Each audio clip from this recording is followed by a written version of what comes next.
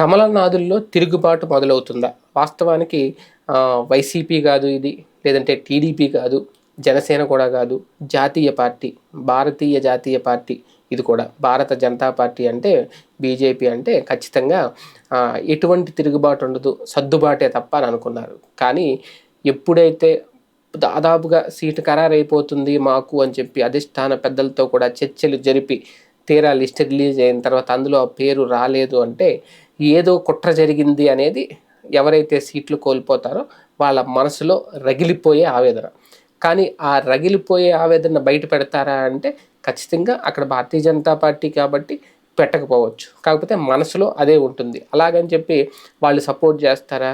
BJP కూటమి తరపున TDP అభ్యర్థిని బరిలోకి దింపిన చోటకు వెళ్ళి భారతీయ జనతా పార్టీలో సీటు దక్కని నిరాశావాహులు ఎవరైతే ఉంటారో వాళ్ళు టీడీపీకి ఓటు వేయండి అంటూ ఆ కమలం జెండాతో పాటు టీడీపీ జెండా పట్టుకొని ఓటు వేయండి అని అడుగుతారా?